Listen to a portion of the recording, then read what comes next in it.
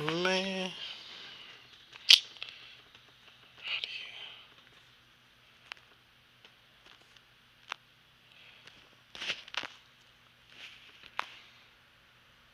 This fucking sucks.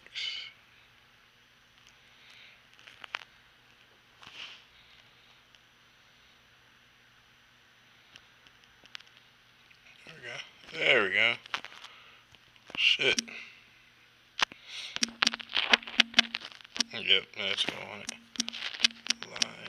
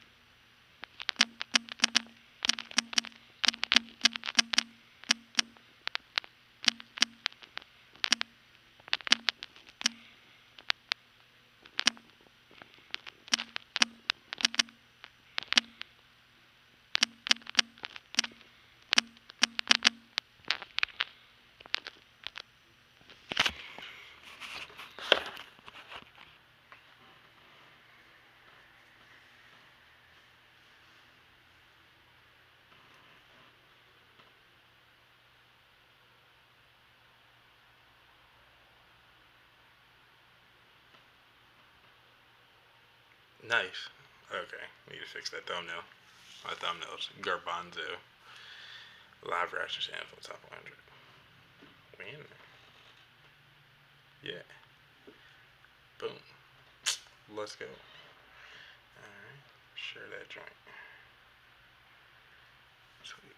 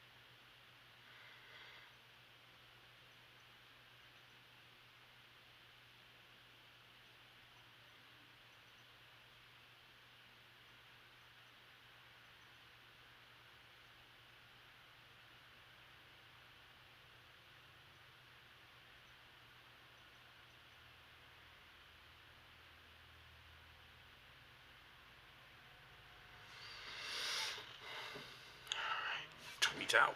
Boom.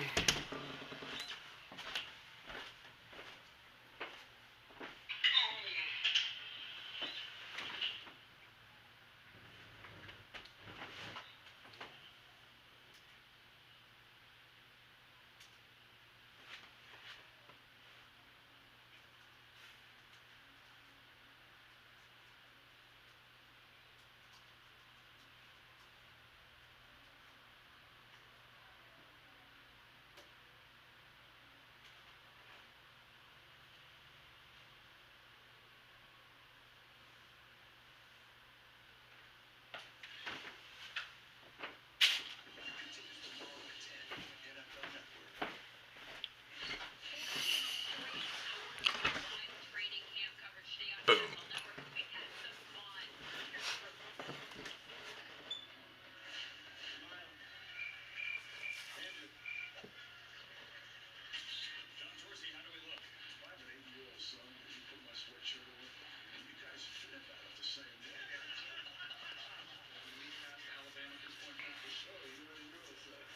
Probably should put my glasses on.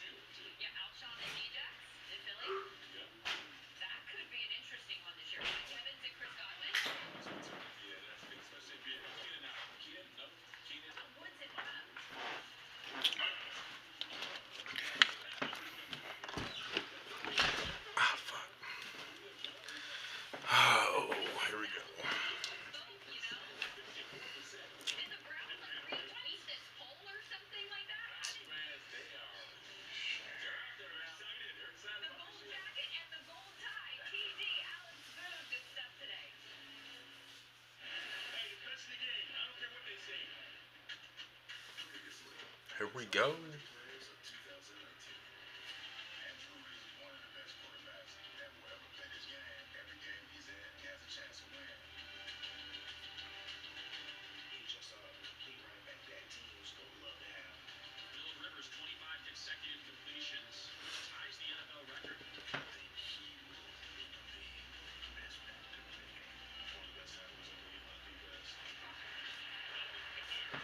I hate that my thumbnail's that way. Thumbnail looks so trash.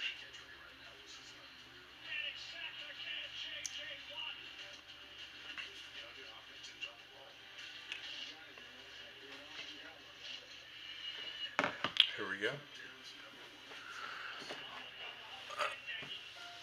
Here we go. Here we go. What's gonna be us?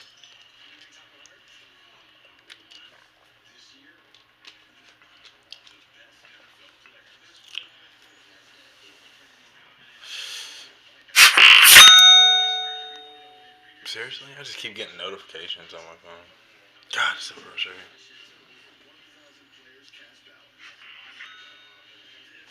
Yeah, just turn it down. Julio, Tom Brady.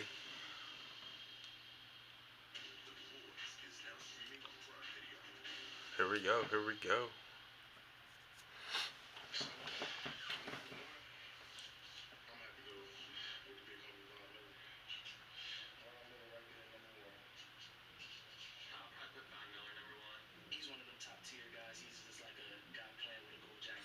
Von Miller, a top 10 player. Like I don't see that at all. That's my share. I don't see that at all. Uh, like it's not that Von Miller's not good. I just feel like that over like Bobby Wagner or over you think D Hop. D Hop was 11. Like I could easily interchange Von Miller and D Hop in my personal opinion. But I guess the impact that Von Miller actually has on the game is kind of. I mean, it's impressive. Like you have to understand that. Like his impact on the game is really hard. Like it's hardcore. But Von Miller's number 10, so it makes sense.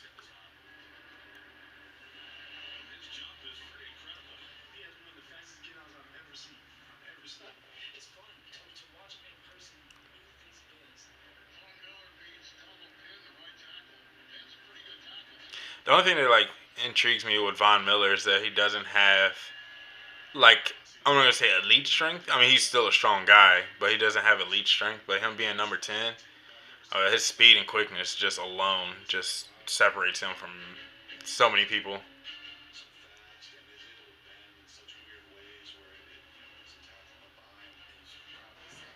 Yo, what up? Share that joint. You gotta share it. I'll share it as much as I possibly could.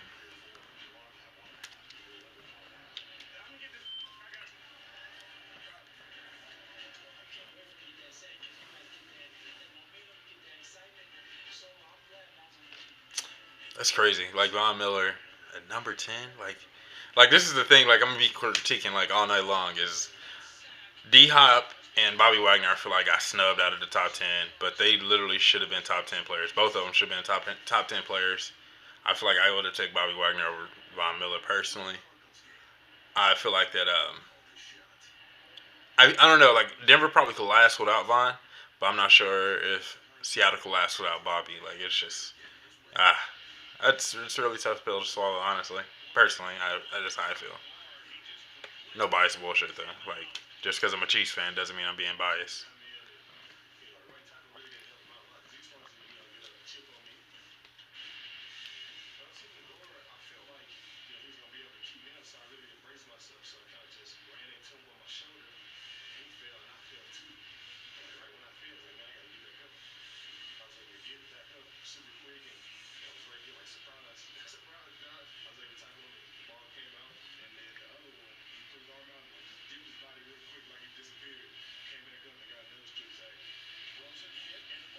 Damn. Patty Mahomes number one. Uh, I don't think so. Like I like everything I've watched today. Like everyone keeps saying that he's gonna be number one, but I think he's gonna be top three. But it's At the end of the day, I think everyone's still gonna go Tom Brady number one. Or like at the end of the day, I think everybody's still gonna go Tom Brady number one, just because it's Tom Brady. He has a Super Bowl. He's the GOAT. Blah blah blah. Undefeated. Blah blah blah. And that's just everything.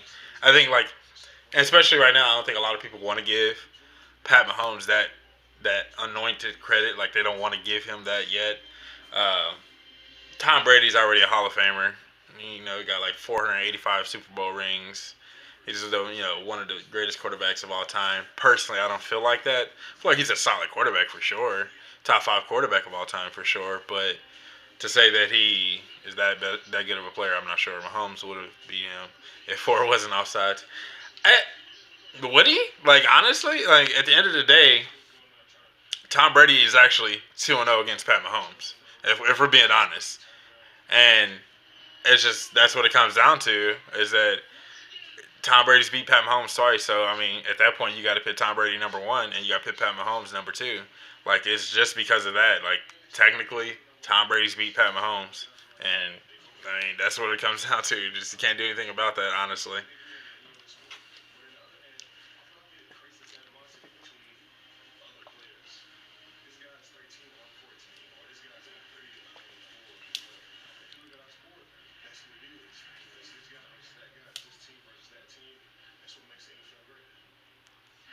5 mil at number 10. Like I still can't swallow that.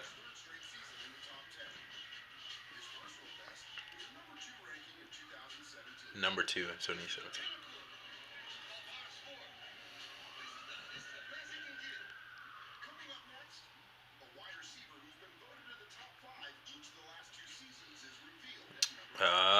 Number nine is a wide receiver, and it's either Julio or AB. And I got a top five wide receiver video coming out that I'm pretty sure I'm going to get torched on. Like a lot of people are going to destroy me on. And the only reason why is just because I don't have Julio at number one. I don't have Antonio Brown in my top five, honestly.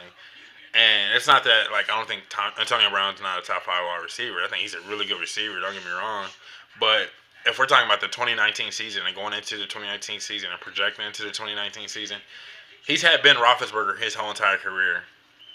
Julio Jones has had Matt Ryan his whole entire career. So those two guys have actually had consistent quarterback play through their whole entire career, and they've done it at a high level. I'm not knock them what they've done because what they've done is great things. They've been successful at what they've done, but Antonio Brown, if we're projecting into the 2019 season, it's going to be really interesting. I think he's going to be one of the most controversial wide receivers that are going to step on the field just because now he has so much more pressure on him than he has in his whole entire career. I mean, even after he got drafted and being a low round pick, and a guy that might not even make the roster, I think this is going to be the biggest amount of pressure he's going to have on him, considering what happened in Pittsburgh and the whole fallout in Pittsburgh, and then all of the stuff that he's said and spoke upon. Between him and Le'Veon Bell, they have a lot to prove, not only to themselves but to the NFL world. Because if they don't succeed, like especially Antonio Brown, if you don't succeed with Derek Carr, you look like a very suspect wide receiver at this point. A lot of people are going to question who you are as a wide receiver, and so. And I mean, his talent, like I said, his talent level there, everything's there. But if you can't succeed with Derek Carr, bro, like it's gonna be like Larry Fitzgerald did it with how many quarterbacks across his career, and he's done it on a consistent basis. You think about DeAndre Hopkins, how many quarterbacks has he done it with on a consistent basis? There's a lot of receivers out there that not had that consistent quarterback play year in and year out, and that rhythm that they've had, like Ben Roethlisberger and Brown had. So, I mean, it's gonna be interesting, honestly, for Antonio Brown. Like, I don't think he's better than D Hop personally, and it's like I said, we're projecting until the 2019 season. I'm taking D Hop all day because Duke can drop a pass if he thought about it.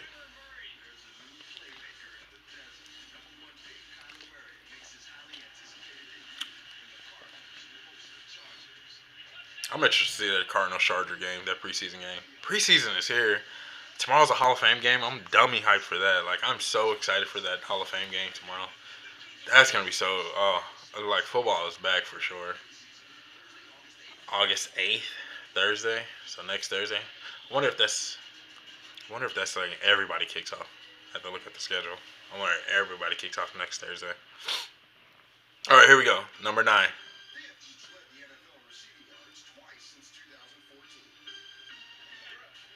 I'm about to get so like when my top five wide receiver video drop, I'm gonna get so bombarded with just negative comments. So many people are gonna hate me because I don't have either one of these guys, Julio or AB, in my top five. Actually, no, take that back. I do have Julio. I don't have AB. Oh my God! So you telling me AB is the number one wide receiver in the NFL right now?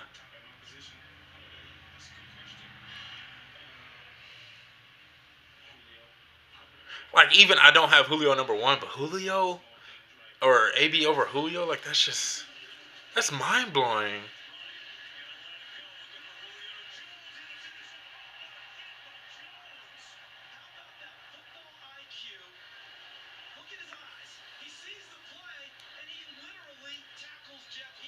He destroyed Jeff Heath on that play. uh, I mean, you know what's so funny is that like I put out a video about Atlanta, and it was my draft grade video, and I got pretty much bashed on that. A lot of people hated me for what I said in that about Matt Ryan. I personally don't think Matt Ryan is an elite quarterback. He's a top tier two quarterback, but without Julio Jones, I'm not sure if Matt Ryan's a good quarterback personally. Um, there's been numerous times you can look over the course of like Matt Ryan's career where he's just like 11, 11, take the wheel, and Julio Jones did, and there's been numerous times that Julio Jones have literally bailed him out of interceptions, and I think that I mean that goes along with the trust process or the whole trust maturation between a wide receiver and a quarterback to know that I can put it up there for you to get it and you're gonna go get it, or I can put it up there for you to go get it, and I might make a bad pass, like a really terrible pass that possibly can get intercepted, but you're not going to let it get intercepted because you're that kind of receiver. And so that I think that's something a lot of people don't talk about with the trust factor. It's not only throwing those 50-50 balls, but it's if I mess up as a quarterback, I know that you're at least going to knock the ball down or prevent that interception from happening so we don't lose that possession. And then it looks good because at this point the quarterback didn't throw an interception. It's just an incompletion. Whereas, like, if it wasn't for that receiver, if it wasn't for that receiver, that quarterback would have wound up throwing the interception. But Julio number nine, I mean, he's still a top 10 player in the NFL. I can respect that all day.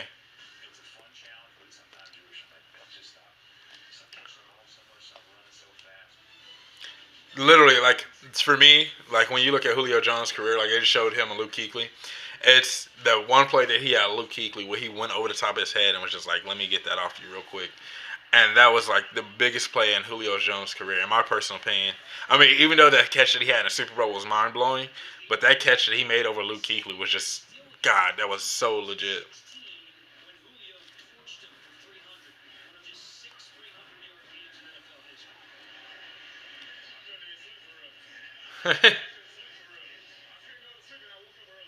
I couldn't go to sleep and I woke up early.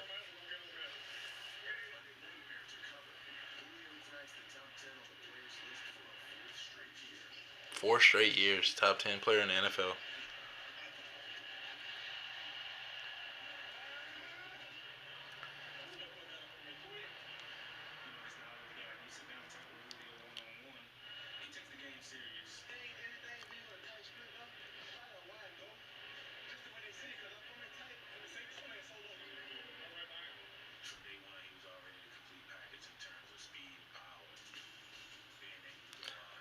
Julio Jones.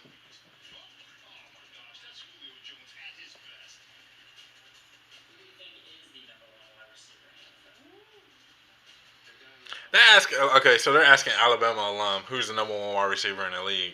And come on, bro. Like they all gonna say Julio. It's like if you're a young college or if you're a young high school player and you're a receiver and you feel like you're an elite receiver, a top tier receiver, the best thing for you to do is go to Alabama and become their primary target because all they've done it's crazy because their primary running backs have seemed to kind of fall off once they got to the league, but their primary offensive targets as far as wide receivers go, all they've done is succeed since as soon as they get to the league. You think about obviously Julio Jones and what he's done. You got Amari Cooper and what he's done. If OJ Howard can stay healthy, I feel like he can definitely be a true threat in Tampa. And then you look at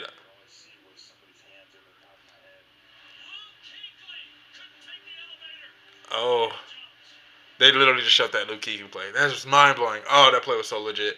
But and then Calvin Ridley, what he's done for Atlanta, and I think it's funny because Atlanta went out and got Calvin Ridley because they know that that primary target in Alabama is going to be a true threat at that next level. And I mean, Calvin Ridley last year, he tore it up for Atlanta last year.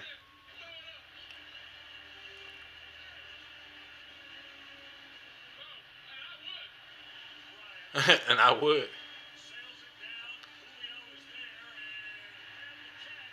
Julio Jones. I wonder who. I'm thinking to myself, like, there's a lot of big targeted wide receivers that are in the league right now, young guys. That I feel like we went from Calvin Johnson to Julio Jones. Now I'm trying to think who's going to be that next guy in line for that big target, that big body receiver, that guy that's going to be a consistent receiver that you can go to. Um, I think obviously you can make a case for Tyreek Hill and what he's doing in Kansas City, or what he's doing here in Kansas City. I don't want to say in Kansas City like I'm not here, but what he's doing in Kansas City and all that, like all the stuff that he's capable of doing at his size. I think that you can make a case for him, but I don't know. Like we're still needing that receiver. We still need that 6'3", 6'4" wide receiver that can just dominate and be a true threat as far as being a speed threat and being a jump ball master.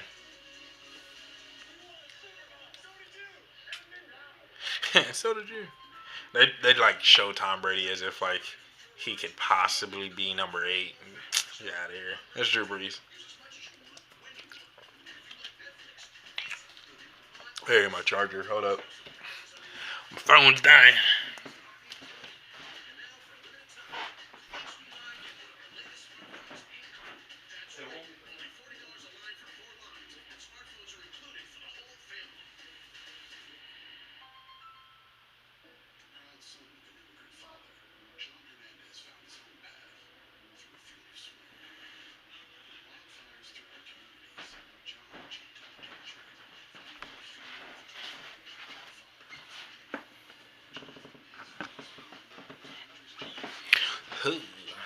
And I'm back. And my video just finished too. Let's go. 2 for 2 for 2. Here we go.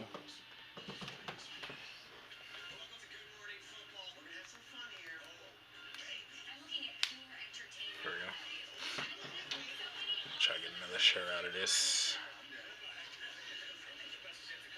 Yep, nope, didn't want to do that.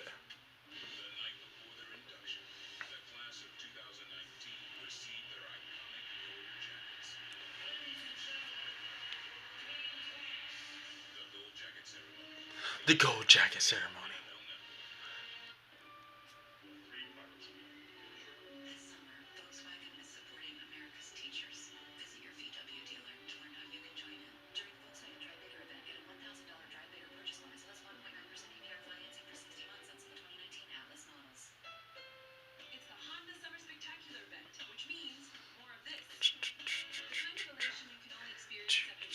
Oh shoot! Didn't want to do that.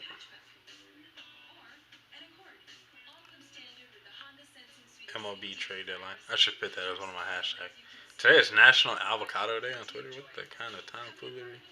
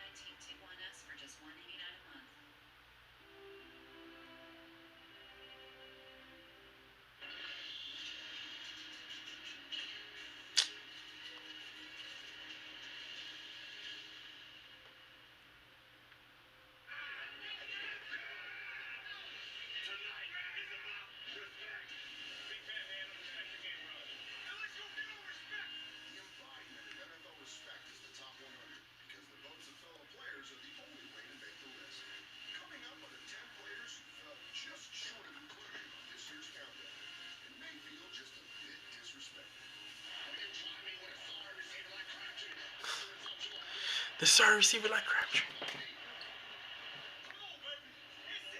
Trey Flowers 110. I like Trey Flowers and what he did this year. I'm excited to see him in Detroit and see if he can actually kind of break that mold of, if I'm not a Patriot, I'm not good.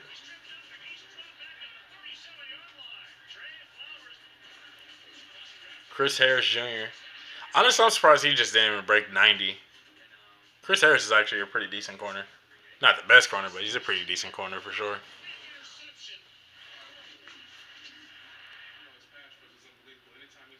Ryan Kerrigan. I didn't see that coming.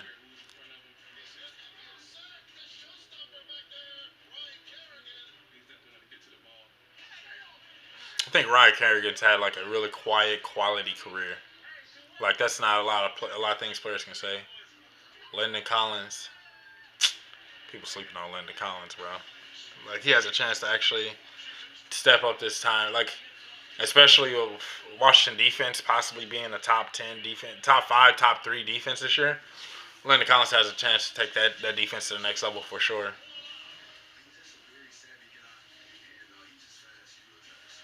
Levante David, he's solid.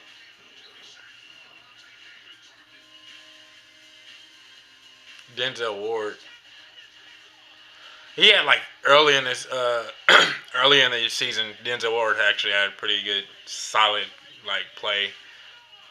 I'm not gonna say he fell off towards the end, but he kind of just he became a clean corner. He became that corner that I think a lot of people don't realize that at cornerback position that when you don't get targeted, everybody just automatically assume that you're not a good player, but that's not what it is. It's just people are scared to take their chances. Like Darrell Revis, like everybody was testing Darrell Revis early in his career, and then towards the middle to late part of his career, everybody was like, "I'm gonna take a couple of shots over there because I ain't scared." But then if he gets you on one of those shots, you're gonna be like, "Damn it! Like I shouldn't have took that shot at all." Casey Hayward. I'm interested to see what the Chargers secondary is gonna look like this year. I know they got a couple of good players back there, but it's like not having Verrett, which I feel like is one of the better corners in the league, if he can stay clean. That Desmond King, I was just thinking about him. But if they had Verrett, I feel like they probably would have had one of the best secondaries in the league, honestly.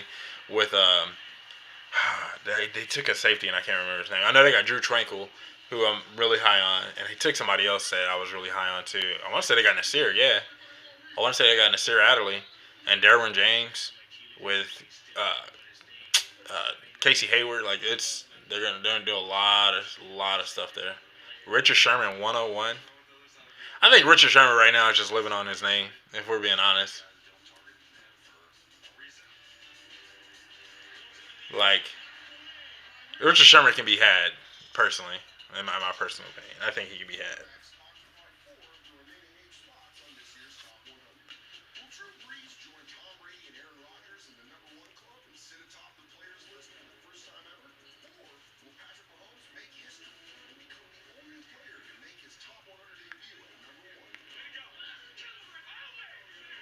They're trying to like hype it up as if Patrick Mahomes is gonna get number one. He's not getting number one. It's legitimately gonna be Tom Brady, and Mahomes isn't gonna be number two because technically Tom Brady's beat him twice, and he's beat him on big stages nonetheless. He beat him on a Sunday night. He beat him on an AFC Championship game and two primetime games. Like he legitimately destroyed him. So I'm not gonna say legitimately destroyed him. Like they were hanging, step for step in that New England game in New England. And then when they played the AFC Championship game here, they were right there. But I think that honestly, Bill Belichick, if we're being honest, Tom Brady didn't beat Patrick Mahomes. It was Bill Belichick because the scheme that they ran in that second go around in the AFC Championship game was really quality. How they shut down, and they really didn't shut down. Sammy Watkins was banged up. I'm not saying even if he was healthy, he still had Stephon Gilmore, who was one of the top corners in the league, on him. So that would have been hard for him to even make plays. And then you just double, 2.5 men on Tyreek Hill, and then Tyreek Hill's not a factor, and you say Kelsey will beat me. I can live with Kelsey beating me. I can live with Kelsey beating me because Kelsey's only gonna get like 20 to 25 yards a pop. But we knew that if we left Tyreek Hill in any kind of open field, that it was going to be a done deal. He could put 60 to 70 on a dome real quick. And so at that point, it was just like we're just gonna put our best corner on Sammy. We're gonna 2.5 man on Tyreek, and then let Kelsey beat us, and then let the running back Damian Williams. Like it was probably like that running back that got over there. Because if it was Kareem Hunt, if we had Kareem Hunt in the AFC Championship game, it may have been a little bit different. Because Kareem is that Patriot killer for sure. He knows how to take care of the Patriots, and I don't think the Patriots know how to defend them personally. And so you look at the Cleveland Browns, if any team that possibly could beat the Patriots, probably be messing around to beat the Cleveland Browns when you think about it, because they would have the Patriot killer on their roster and Kareem Hunt, and then all the weapons that they would have on the outside. It'd be crazy.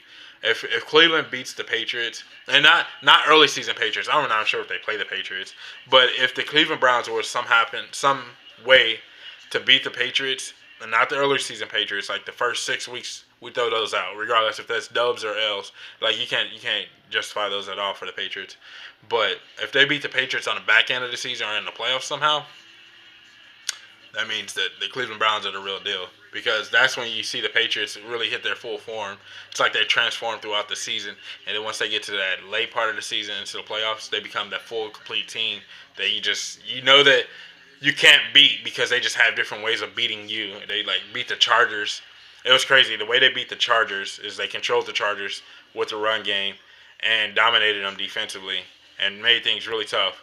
And then you think about the way they played against the Chiefs was they pretty much squatted on the ball. Like they pretty much said that we're gonna own the TOP and we're just gonna sit here and Sony Michel, James White, Sony Michel, Julian Edelman 10 yards, Sony Michel. Like that was pretty much it. Oh, Rex Burkhead, sprinkle in Rex every once in a blue moon. So it's like they pretty much made it to the point where they was making sure that Pat Mahomes wasn't going to touch the ball, and I think that was just the fear of Pat Mahomes. I think when you look at the Chargers game, Thursday night game against Pat Mahomes. Like I put a video out there. That was the game that Pat Mahomes became an elite quarterback because that lets you know that you didn't want this man touching the ball in the last minute 30 in the last 2 minutes. And that's what elite quarterbacks do. They get that ball in the last 2 minutes to a minute 30. They just take it down the field and score a touchdown and win the ball game for their respective teams. And so you even think about like what's his face? It happened. Oh, you think about the Patrick Mahomes games against Baltimore once again. Just elite quarterback play. Give me a chance to win the ball game at the end of the day, and I'm gonna mess around and win this ball game for my team.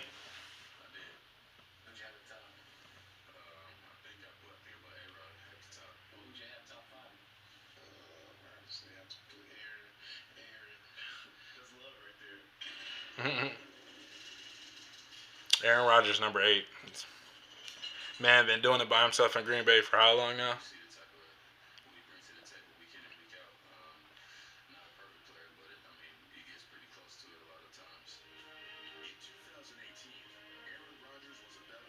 So it's crazy because now, like, remember I was making the claim about Julio Jones and AB having a consistent quarterback play throughout their careers. Devontae Adams is going to be another one of those guys that's going to fall into that category. At least for the next 3 to 4 years, he's going to have an elite quarterback in his corner and a guy that's going to consistently give him those balls, the jump ball. And once you get the trust of your elite quarterback, it's a done deal.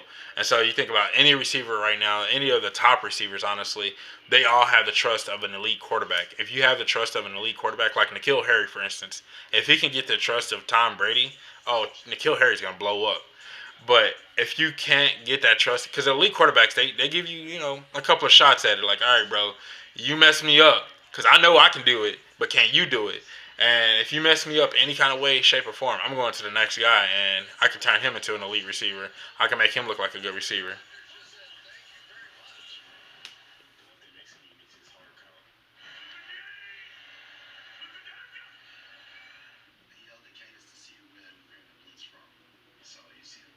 Yeah. Aaron Rodgers literally legitimately has, like, Aaron Rodgers, the best hard count cadence in all of NFL. And Cam Newton was working on his in his MVP year. I remember that. And Cam Newton had a really good cadence that year.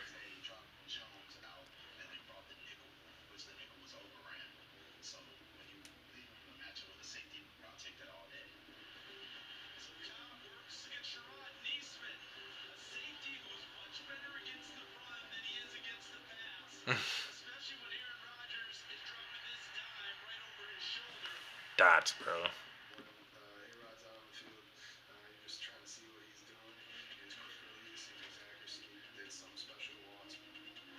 See, it's like I remember telling somebody one time, and they laughed at me when I said this, but I really do believe this.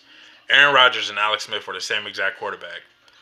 Now, if you flip them, because they came out in the same year, now if you flip their situations, A-Rod goes number 1 overall to the San Francisco 49ers, and then oh my God, Alex Smith doesn't go until late like Aaron Rodgers did to Green Bay. I think we're talking about Alex Smith as being one of the elite quarterbacks in the NFL, and we're talking about Aaron Rodgers being a game manager, honestly, or even if that. Because when you think about with brain fart. There it is. Alex Smith. Alex Smith had so many different coaches and coordinators throughout his whole entire career that he never could build up that consistent play where he can always be that same quarterback game in and game out, year in and year out.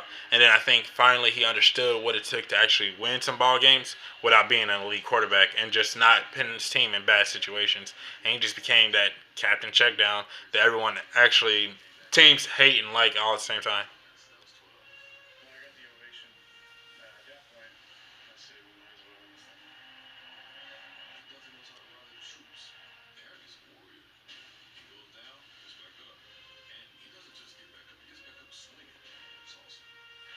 Green Bay, man, they got to figure it out this year. They can't be relying on Aaron Rodgers, even though he's getting paid like it.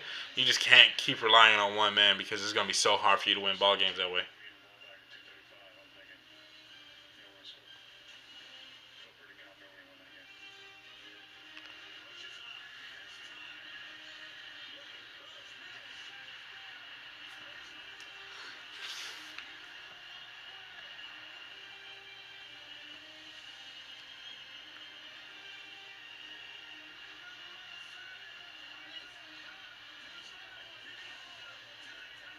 Ooh.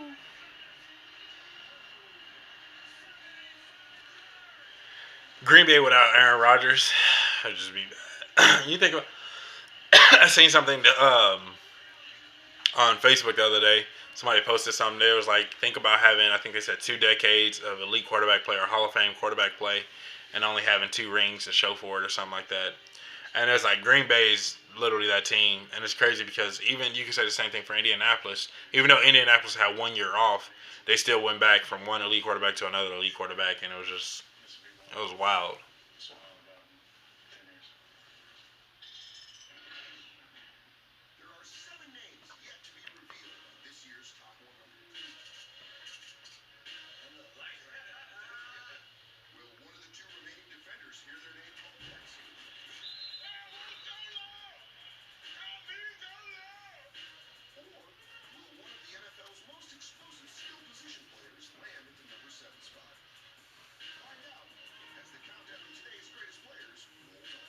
I think you have to go, for sure. I think you have to go, uh, what was it, 7, I think now?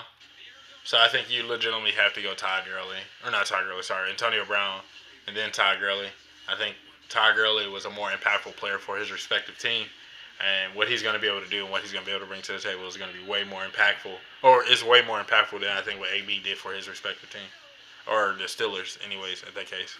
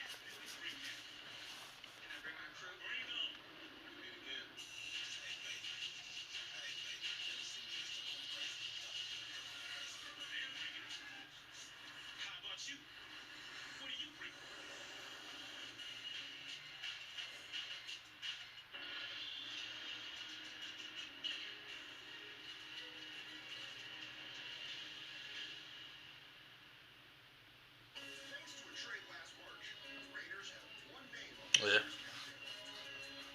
Antonio Brown.